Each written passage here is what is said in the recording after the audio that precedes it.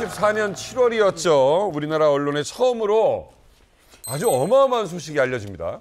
북한 외교관으로 20년 이상 근무하면서 가장 최근까지 김정은 정권의 측근에 있었던 분이 탈북을 한 겁니다. 네, 심지어는 이 탈북의 주인공이요. 북한의 바로 형제 국가라고 하는 가장 친한 나라 중에 하나라고 하는 바로 쿠바의 외교관이라는 사실이 굉장히 더 큰 충격을 주기도 했었는데요.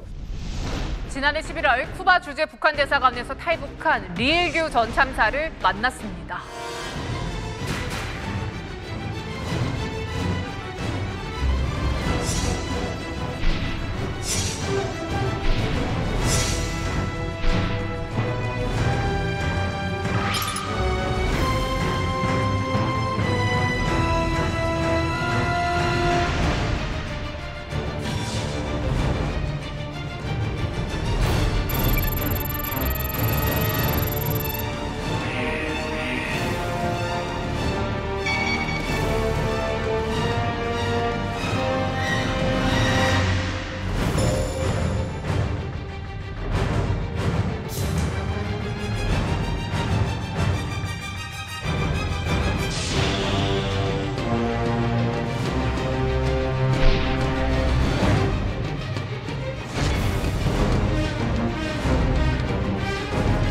다니엘 베르무데스 동지와의 이번 상봉은 두 나라 친선 관계를 영원히 계승해 나가려는 두 당 두 나라 인민들의 확고부름. 저기 있네요. 이야. 최고 기빈자. 대박이다, 대박이다. 저기서 계셨어. 그런 행사장에서 잘 안 마십니다. 안 마시는데 향수로 얼굴이 빨갛고 그리고 이렇게 숨소리가 굉장히 힘들어 하거든요.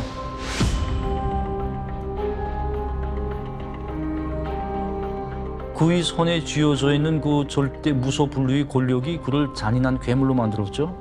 자기 생존을 위해서라면 구었던 짓도 할 수 있는 사람이다. 성남부장도 그 있었는데 성남부장 비아 전화에 전화가 울렸어요. 받아보니까 김정은이라는 거야. 난 옆에 있었는데 욕을 아예 완전히 박살내더라고요. 아예 그 정도로 즉흥적이고 감정적이고. 야, 이건 측근 아니면 모르는 얘기네요.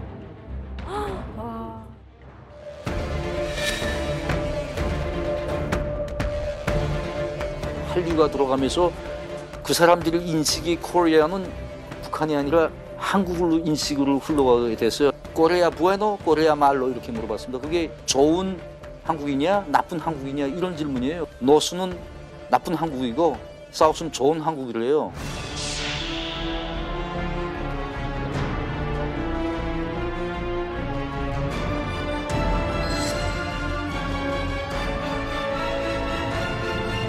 아니 또 엘리트 외교관이었던 만큼 또 참사님의 또 과거가 좀 궁금하거든요. 네. 집안이나 이런 것들이 좀 엄청났을 것 같은데 어땠나요? 될 놈 될 이런 말 있죠. 될 놈 될. 네, 될 사람은 되는 거예요. 네. 리일규 참사님에 대해서 제가 좀 뒷조사를 해봤습니다. 어렸을 때부터 아예 리 참사님은 외교관이 되기에 남들보다 훨씬 더 이제 유리한 조건에서 성장을 한 걸로 확인이 됐습니다. 이제 리 참사님의 아버님 같은 경우는 조선중앙통신 기자 생활을 하셨어요. 근데 이제 북한에서의 이 조선중앙통신 기자는 우리나라 기자들과는 좀 느낌이 달라요. 북한 사회 내에서도 이제 계급도 더 높고 그리고 여건도 더 좋고 당성도 더 투철한 굉장한 북한 사회에서 엘리트죠. 그랬다가 아버님이 이 통일전선부 산하에 있는 무역회사로 또 이제 들어가십니다. 그러면서 아버지의 어떤 영향을 받아서 리 참사님이 어릴 때 쿠바에서 유학도 하시고 또 제가 찾아보니까 알제리에서도 유학하셨어요. 네. 자, 그런데 또 이 참사님 아버님이 김정일과 인연이 깊으시죠? 네. 우리 아버지가 이제 중국 북경대학 유학생이거든요. 근데 그때 1967년도에 이제 말리 대통령 당시 모드케타라는 대통령이 있었어요. 그 대통령이 북한에 와가지고 이제 김일성 접견을 받았는데 그때 당시 김정일이 김일성 종합대학을 다닐 때입니다. 다닐 때인데 그때 처음으로 김정일이 자기도 한번 대활동을 해보겠다라고 해서 김정일 통역이 필요했습니다. 네. 근데 그때 당시 프랑스어 통역이 많지 않았고. 네. 그러다 보니까 이제 북경대학에서 유학하는 사람들 중에서 선발해서 김정일 통역으로 데려와라 해서 그때 우리 아버지가 왔죠. 프랑스어를 하셨던 거예요? 네, 우리 아버지는 프랑스어거든요. 그래가지고 이제 들어와서 김정일 통역을 했고 그래서 이제 그때 그 고영한 원장님께서도 나와서 말씀하신 게 있어요. 이제 김일성 통역을 하니까 후에 홍삼이 나왔다. 근데 우리 아버지가 똑같은 얘기를 했거든요. 홍삼 선물을 받았다고. 네, 그때는 아마 홍삼을 선물로 많이 줬나 봐요. 그래가지고 이제 아버지가 와서 처음에는 외교부에 들어왔었습니다. 외교부 들어왔다가 이제 그때 중앙방송위원회 대방송을 이제 한창 시작할 때다 보니까 이제 실력 있는 사람들을 거기다 뽑으면서 방송인에 갔죠. 중요한 자리였네요. 그랬다가 이제 해외 좀 나가서 돈 좀 벌자는 목적도 있었겠죠. 그래서 제가 아버지를 따라서 알제리 가서 이제 조게시에서 프랑스어를 배웠고 몇 살 때 가신 거예요? 그때가 제가 12살 때입니다. 유학을 가는 12살을. 해외 생활을 이제 알제리에서 시작을 하셨습니다. 그런데 쿠바로 이제 인연을 맺게 되시잖아요. 어떤 계기에 의해서 이제 알제리에서 쿠바까지 이제 가시게 되는 건지. 아버지가 그 알제리에서 한 3년 정도 근무하고 돌아오셔서 통일전선부 일본 담당을 했어요. 그래서 이제 중요한 때다.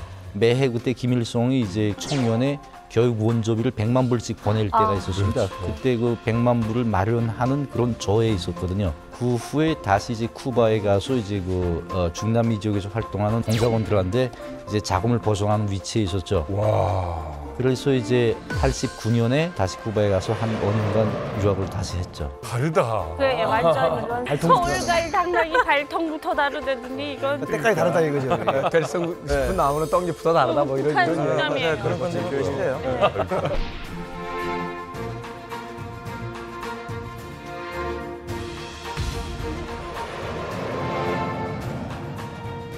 제가 95년 평양외국어대학 스페인어과에 들어갔습니다. 근데 그때 고난의 행군이 시작했을 때예요.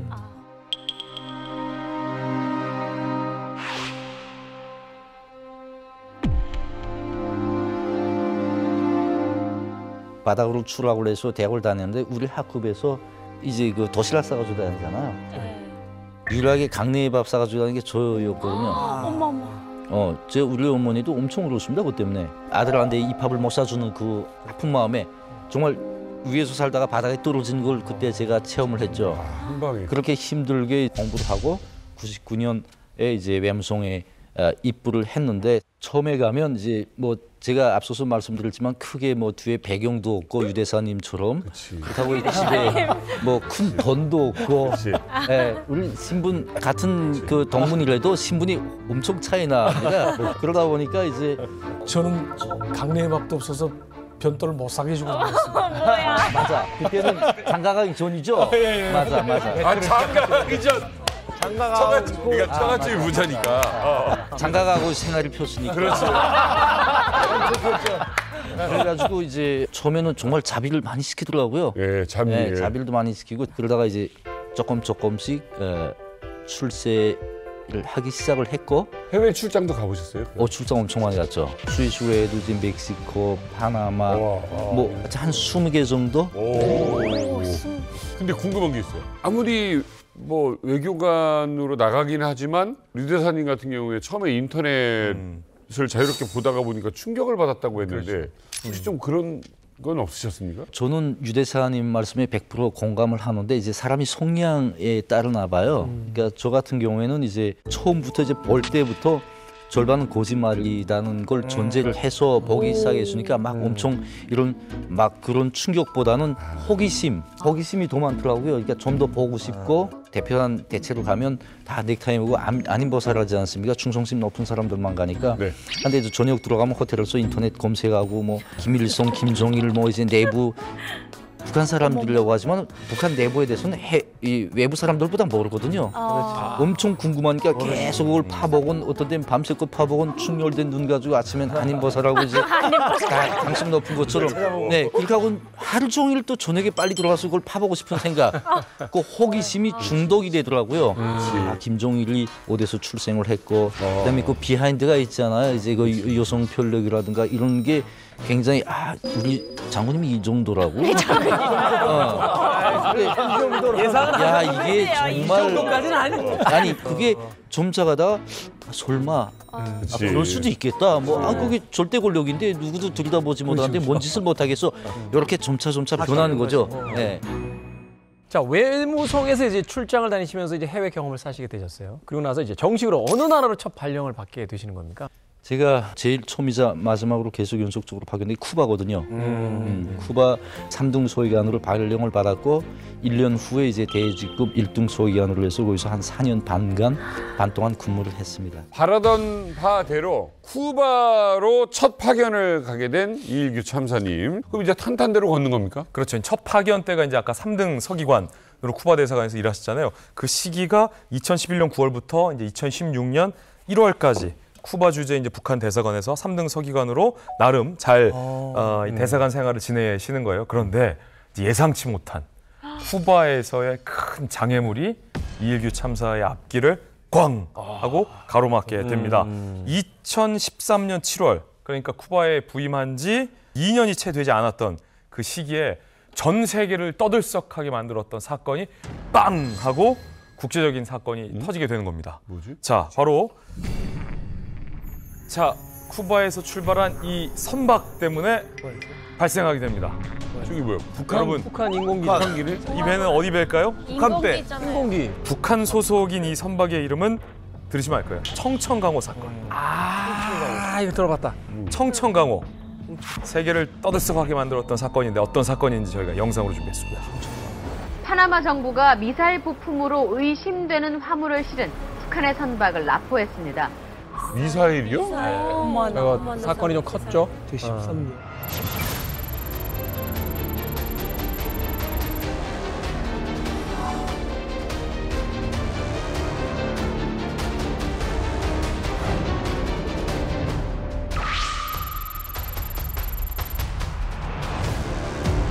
어이구야. 우와 대박. 우와. 마약? 마약?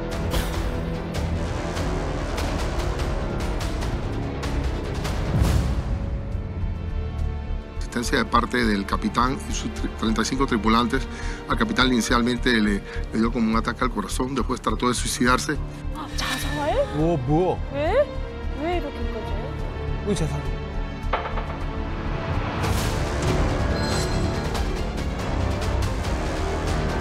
미그 21. 저게 숨겨져 있었구나. 와.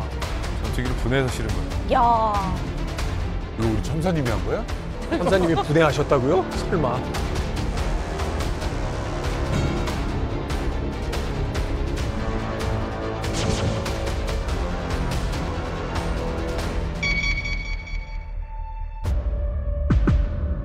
이건 뭐 대북제재 위반을 떠나서 이건 엄청난 거잖아요. 뭐.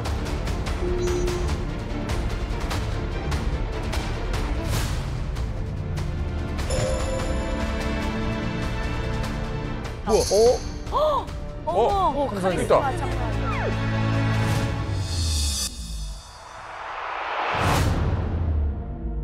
와.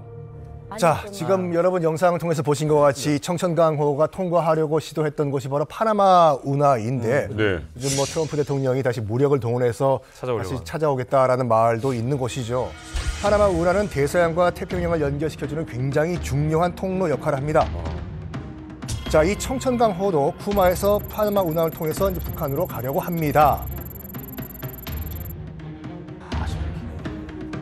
만약에 파나마 운하가 없었다고 하면 삥 돌아서 남극 쪽을 치고 위로 올라가는 과정이기 때문에 굉장히 시간이 오래 걸리겠지요. 12,000에서 13,000을 더 돌아요. 적도에서 남극을 돌아가고. 엄청 도네. 지금 그 청천강호도 처음에는 쿠바를 출발해가지고 저기 집 마젤란 제도를 돌아가지고 이렇게 삥 돌아서 태평양으로 올라가려고 했어요. 네. 그러면 동해상이기 때문에 안 걸려요. 동해상을 지나는 배를 누가 잠깐 스탑, 검문을 하겠습니까? 그런데 무리해서까지 이 파나마 운하를 통과를 하다가 걸린 거예요, 지금요. 그럼 왜 걸렸냐? 파나마가 1901년도에 독립을 하거든요. 미국이 독립시켜줍니다. 원래는 콜롬비아 땅이었거든요. 그럼 미국이 파나마가 이뻐가지고 이거를 독립시켜줬냐? 아니죠. 운하 뚫으려고. 당시 상황을 보시면은 뉴욕이나 보스턴에 있던 군함이 파나마 운하가 없을 때 LA나 샌프란시스코로 가려면 저 밑에 마젤란 제도를 돌아가야 돼요. 그래 마침 그때가 이제 미국이 필리핀을 식민화시킨 상태였거든요. 동부에 있는 군함을 필리핀으로 보내려고 하면 파나마의 운하를 뚫어야 돼요. 그래서 억지로 파나마를 독립시켜준 다음에 결국에는 1914년도에 미국이 파나마 운하를 만들어줍니다. 그때 이후부터 이제 친미 국가가 되는데 그래서 1999년도까지 실질적으로 미국이 파나마 운하를 실질적으로 컨트롤을 하는데 그러니까 북한 입장에서 봤을 때도 일로 지나가면은 굉장히 지금 야 걸릴 확률이 높은데 그래도 마젤란 제도 돌아가는 것보단 낫다. 한번 빌면서 한번 통과를 해보자 하다가 딱 걸린 거죠. 이렇게 미국의 텃밭인 파나마에 갇혀 있는 동료 선원과 선박을 빼기 위해서 파나마에 들어가는 것은 당시로는 적의 아가리에 들어가는 거와 똑같은 그런 목숨이 위험했던 상황이었던 거죠. 뭐 이거 지금 어마어마한 일을 지금 북한이 저질렀어요. 근데 지금 화면에 보니까 마지막에 우리 이일기 참사님이 갑자기 등장했어요. 뭐 외국어까지 이렇게 하면서 청천강호 사건이 터진 그날 기억하시겠죠? 네. 이 사건은 이제 2013년 7월에 발생했지만 실제 2012년 같은 시기에 이미 시작됐던 사건입니다. 청천강호 이전에 오운총연호라는 배가 이제 쿠바에 들어와서 이 무기를 가지고 나가려고 하다가 이제 그 이상한 걸 감지해가지고 못 가지고 하고 쿠바에 다시 떨궈 놓고 하거든요. 그 다음에 청천강호 들어가서 이제 밑에 손창 밑에다가 씻고 위에 설탕을 하고 나오는데 이제 배가 관타나모 이제 기지를 돌아서 파나마 운항 쪽으로 가는데 관타나모 쪽에서 미군 직승기가 떴어요. 헬기가 떠서 선박을 따라오는 겁니다. 그러면서 이제 선박에다가 지금 이 선박이 국적이 어디냐? 조선민주주의공화국이다. 어디로 가냐? 그러니까 파나마 운하를 경유해서 북한으로 간다라고 얘기를 했죠. 그러니까 이제 알았다고 직승기가 갔어요. 없어졌어요. 그러니까 이제 선박에서 무전을 쳤죠. 하바롭스크에 있는 해운 대표부에다 전보를 쳐가지고 이제 그런状況이 생겼다. 하바롭스크에서는 총참모부에다 전보를 쳤는데 총참모부에서 그냥 직진할 때 대한 명령이 떨어진 겁니다. 그러다 보니까 이제 파나마 운하 앞에까지 왔고 거기서 이제 통과를 위한 수속을 마치기 시작했어요. 수속을 하려면 배 선박에 뭘 실었다, 뭐 기타 등등 이런 자료를 신고하는 겁니다. 갑자기 파나마 경찰하고 검찰이 배에 올랐어요. 처음에 명목을 그런 건 마약 밀매, 마약 혐의가 있다. 한국에 이제 들어갈 때 선원들이 이제 잠을 자려고 북한에서 디아제팜 많이 쓰잖아요. 디아제팜은 마약으로 분류가 됐습니다. 그래서 이제 러시아에서 잠깐 마약 그런 사건 연루 흠집이 있는 배거든요. 그러니까 제일 걸기 쉬운 게 마약이다. 처음에는 이제 파나마 검찰 마약 수사대가 들어와서 현장이 급하니까 이제 여기서 빨리 무전을 치고 지금 상황에 대한 무전을 치는데 그 무전이 결국 우리 대표부에 온 겁니다. 2013년 7월 10일 그때 당시 이제 우리 대사관에서 일 다 끝내고 저녁에 모아서 주패 치면서 한잔 먹을 때인데 사건이 터졌다고 이제 다 모이라고 그러더라고요. 그래서 그때 당시 이제 쿠바 대사가 전용진 대사였는데 장성택이 그 매부였죠. 그래가지고 이제 모이라고 해서 가 보니까 그러니까 이제 대사가 있고 참사가 있고 국방무관이 있고 그다음에 이제 그 이경재 대표 이제 제가 앉은 겁니다.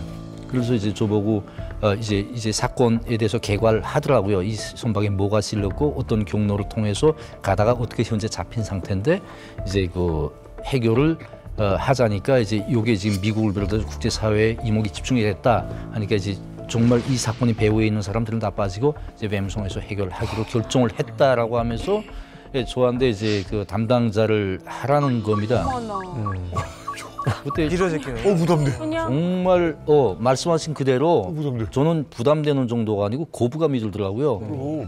나는 그 선박이 쿠바에 들어왔다 나간 것도 몰랐습니다. 그런데 갑자기 지금 이걸 지금 뭘 싸면 누가 씻어준다고 지금 결국은 나한테 지금 뻘이 넘어왔죠. 그래서 저는 그 못하겠다고 이제 점잖게 거절을 했죠. 그런데 이제 저하고 이제 같이 화면에서 나왔던 분인데 그분이 정말 대선배였고 잘 아실 겁니다. 우리 유 대사님이 우리 담당 부국장도 하셨고 저보고 이제 같이 하자고 그러더라고요. 설복을 하더라고요.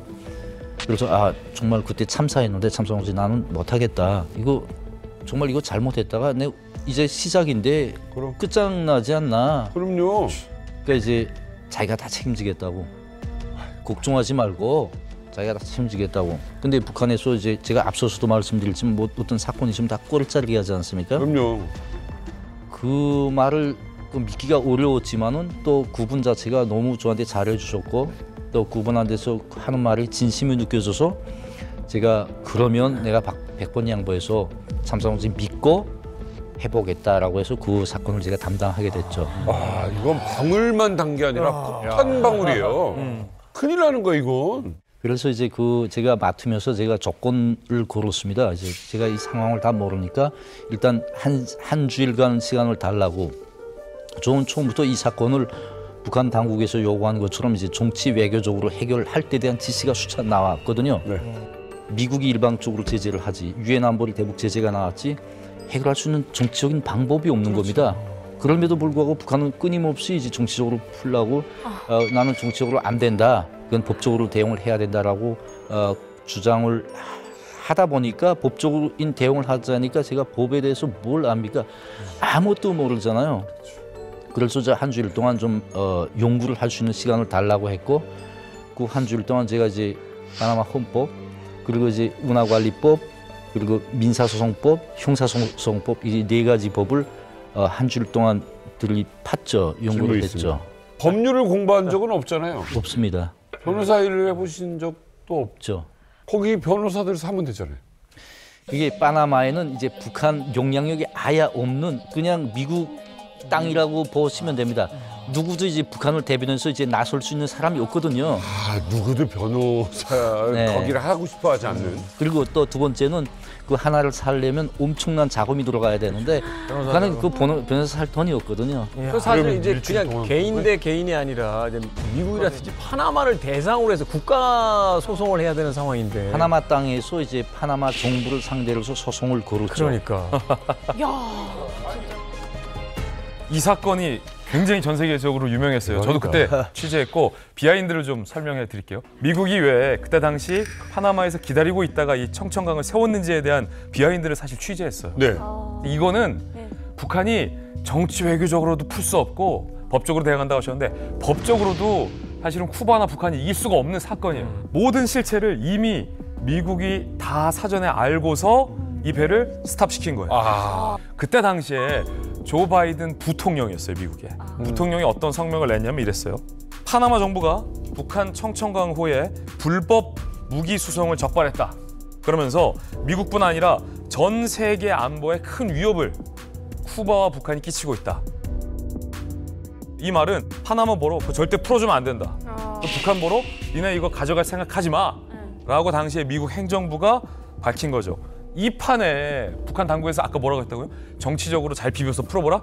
불가능한 거죠. 그나마 법적으로 대응하겠다라고 당시에 판단한 게 아주 희박하게나마도 확률이 있다라고 판단을 잘 하시고. 근데 상황이 벌어졌단 말이에요. 근데 일반적인 상식을 가진 저희 같은 입장은 범죄 현장을 그냥 잡힌 거잖아요. 생으로 잡힌 거죠. 통으로. 생으로 잡혀서 완전 현행범이지. 현행범이잖아요. 이건 법적으로는 소위 얘기하는 빼박이에요. 이제 빼도 박도 못하는 상황이니까 그러니까 북한 당국도 그걸 이미 알고 있기 때문에 이건 정치적으로 어떻게 좀 그냥 친분 관계도 동원하고 뇌물도 좀 먹이고 해서 이걸 풀어야지 이걸 법으로 가져가서는 0%다. 이건 답이 없다는 걸 이미 판단을 한 건데 근데 정치 외교적으로 해결하라라고 압박을 했을 때 그건 아닌 것 같다라고 이제 생각을 하셨다라고 말씀을 하셨어요.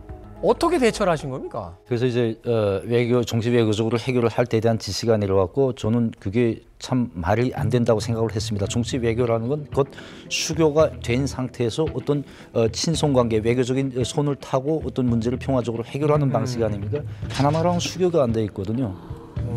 저는 무조건 그 법적으로 해결해야 된다라고 했는데 계속 끊임없이 외교적으로 해결하라고 합니다. 그래서 좋아 그러면 외교적으로 해결을 하겠다. 대신 일단 들어와서 상황은 좀 보겠다라고 해서 이제 비자를 제기를 했습니다.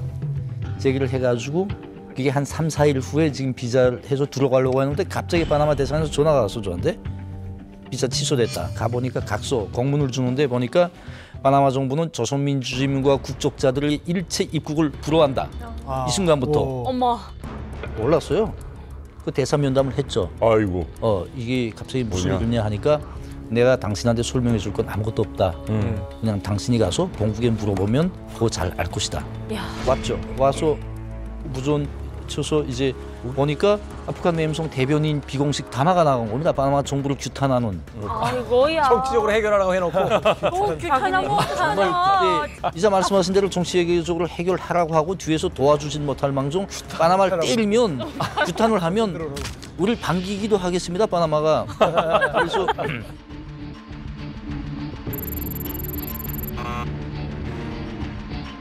그래도 이제 풀어야 되니까 해결을 해야 되니까 웸송이 다시 정보를 보내가지고 이제 파나마 측에다 탐사급에서 우리 정부급 말고 탐사급에서 유감 표시하고 어떻게 하나 들어가게 좀 해보겠다.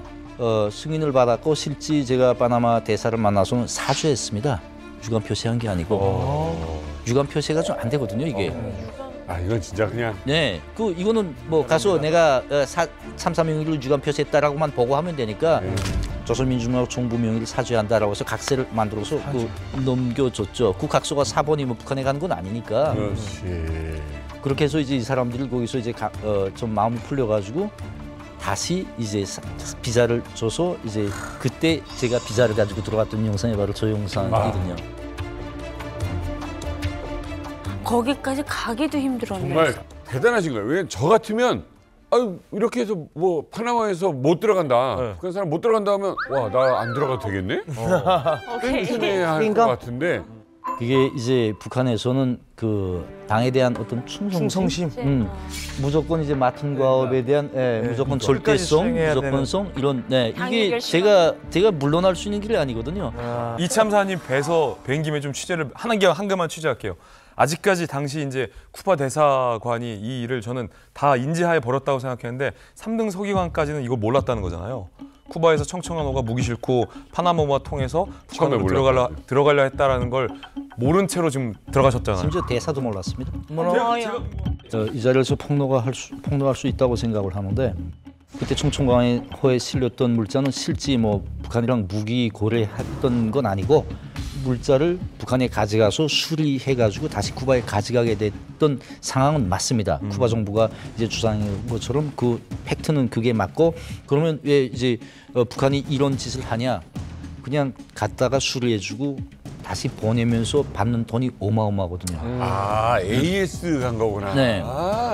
무기 고려라는 건 주고 받고만이 아니고 이제 어떤 서비스도 역시 그게 포함이 된다고 해석이 됩니다. 근데 이거를 이제 쌈할 때 우리는 이거는 무기 거래 범주가 아니다. 아니 근데 설탕을 사용을 해서 무기를 덮었단 말이야. 이거는 사실은 범죄의 어떤 행위가 있기 때문에 스스로 알고 이런 행위를 한 게 아니냐 이렇게 또 나왔을 텐데. 자기들도 아는 거죠. 그렇게 해석할 수도 있습니다, 충분히. 근데 그거는 왜 이제 무기를 밑에다가 싣고 위에다가 설탕을 덮었냐? 이거 감추려고 의도했던 게 아니냐? 그렇죠. 누가 봐도. 그치? 누가 봐도 그렇죠. 그래. 논리적으로 생각을 해볼 때 설탕은 가벼운 거고 무기는 무거운 거예요. 물에 떠 있는 손박에 무거운 걸 밑에 넣고 위에 가벼운 걸 싣는 게 맞지. 가벼운 걸 싣고 위에다 무거운 걸 올리시는 게 맞냐? 이것도 논리적인 거거든요. 야 그러네. 늘리니까. 뭐 이때 당시 언론에 나온 거 보니까 청천강호에 있던 무기가 파나마 이 자국민들에게 위협이다. 그래서 이거 당신들은 안 된다라고 했어요. 그럼 이거 어떻게 풀어요? 그 논리도. 단순하게 대응했습니다. 좋아. 그러면 당신의 이 위험 물질이라는 걸 입증할 수 있냐? 거기에 실려 있는 포탄, 포알 갖다가 폭발시켜봐. 터지면 우리 위험 물질이라는 걸 인정할게. 안 터지거든요. 너무 낡아서 안 터지거든요. 물론 이게 발사돼서 터지면 터지겠죠. 터지지. 자연적으로는 절대 안 터진다. 분해된 상태니까. 그렇죠. 만약에 이거는 그냥 가만 자연적으로 터지지 않는 상황이다. 만약에 이게 자연적으로 터지지 않는 것도 위험물질이라고 하면 파나마 운하로 매일과 같이 드나드는 수십 척의 미 군함들, 미 핵잠수함들, 그럼 이 미국 군함에 실린 수많은 핵무기들, 이 핵무기 중에 하나만이라도 어떻게 터지면 파나마가 몇백 년 동안 아예 잿더미가 되는데 이건 이중자 때 아니냐? 이게 말을 못했죠. 이거 항변을 못했습니다. 실질적으로. 나는 우리가 싣고 있는 무기를 가서 터뜨려봐. 터지면 내가 인정을 하겠다. 기가 막히네. 그때 당시 제가 취재했을 때 논점이 됐던 게 여기 밑에 실려 있었던 미그기의 엔진에 연료가 남아 있었어요. 그래서 쿠바와 이제 리일규 참사 북한 쪽에서는 이게 정말로 북한으로 불법으로 들여가려던 전투기라면 타던 엔진 연료가 왜 남아 있겠냐라고 주장을 했어요. 그래서 이거는 아까 말씀하신 것처럼 수리를 위해서 북한으로 다시 되돌려 보내는 거다. 이제 그걸 사실은 파나마 검찰이 반박하지 못한 거예요. 이제 이 손박을 이 쿠바랑 북한이 불법 고려했다라고 이제 걸고 들었어요. 사실 파나마 측에서 잘못 걸고 들었죠. 청천강호 사건을 해결할 때 법을 4가지를 연구했다고 그러지 않습니까? 거기서 가장 기본적인 법이 파나마 헌법이었어요. 1조 4항이 어떻게 됐냐면 파나마는 국제법이 규범을 존중한다 이렇게 되어 있습니다. 그 해석을 보면 파나마는 다른 나라의 자주권을 침해하지 않는다는 거거든요. 국제법을 이제 유엔 혼장도 보고 국제 관례들을 이제 따져보면 자기 나라 주권이 행사되는 영역은 자기 나라 영토이거든요. 영토를 벗어나면 자기 주권이 행사가 안 됩니다. 이건 무슨 말이냐면 한 주권 국가는 다른 주권 국가를 재판할 수 없다는 뜻이거든요. 근데 청천강호는 국가 소유거든요. 그러면 파나마 정부가 국가 소유의 이 물건을 재판할 수 있냐? 말이 안 됩니다. 모든 게 이제 올록돌록했죠. 구멍이 정말 많았죠. 이 구멍을 연구하고 찾아내는 몫이 바로 이제 유대사님이나 나 같은 우리 불쌍한 외교관들이 하는 일이죠. 아니 법전공자가 아닌 분이 일주일 만에 이게 되냐고요 지금. 저도 이제 지금 이렇게 웃으면서 얘기하지 않습니까? 그때 당시 이제 이 파나마 법 4개를 이제 인터넷에서 다운로드 받아가지고 이제 보는데 파나마 헌법을 다 뒤져봐도 이 청천강호에 연결시킬 수 있는 항목이 없습니다. 그래서 굳이 찾아낸 게 바로 이제 그 1조 4항 파나마는 국제법이 규범을 존중한다. 이걸 또 굳이 국제 유엔 헌장이랑 연결을 시켜서 논리를 만드는 거죠, 그렇게. 제가 그래서 그때 그 판결문을 저도 그때 입수해서 보도했었던 기억이 나거든요. 자, 그래서 마침내 청천강호 사건이 발생한 지 1년 만에 2014년 7월에 놀라운 일이 벌어집니다. 파나마에서 펼쳐진 재판에서 북한 측이 이긴 거예요. 이겨요. 리일규 참사님이 이긴 거예요. 그래서 선원들 다 석방되고요. 이 청천강호 배도 풀려납니다. 그래서 다시 쿠바로 돌아가요. 북한 입장에서는 리일규 참사님이 엄청난 공을 세운 거죠. 재판에서도 이기고 배랑 선원들 다 빼온 거예요. 그리고 국제사회에 할 말이 생긴 거잖아요, 북한한테. 이거 무기 밀면 아니다라는 명분을 얻은 거니까 북한에서 너무 고마운 거죠. 그래서 리일규 참사가 이 일을 해결한 공로로 북한 당국으로부터 표창장을 받는데 누가 주는 표창장인가가 중요하다는 거예요. 김정은 표창장을 받아요. 맞죠? 제가 이런 걸 자랑할 얘기는 아니죠. 당시 북한식 표현은 김정은 표창장이라고 안 하고 전함 표창장이라고 합니다. 전함. 김정은이 전기하신 이름이 반영된 소위 표창장이라고 해서 이제 전함 표창장을 받는데 굉장히 그때 자긍심이 컸습니다. 그러겠죠. 가죽이 양가죽이거든요. 양가죽 표창장인데 어마어마하게 이제 멋있게 만들었어요. 그러겠지. 근데 이제 우리 장인께서 그때 그 표창장을 가져오니까 너무 우리 장인이 긍지스러워가지고 이제 당스럽죠. 액트를 다 여가지고 이제 집에다 걸어놨습니다. 걸어놔가지고 이제 집에 손님 들어오면 우리 싸위가 이런 사람이다라는 이런 사람이야. 그 생각이 나는데 참 이제 와서 생각해보면. 그걸 내가 또 자랑거리라고 여기서 얘기를 합니다. 그게 대단한 거죠. 근데 부상은 뭐예요? 부상. 뭐 집을 준다든가. 그 김정은 그 전함 표창으로 해서 뭐 그런 혜택은 없고요.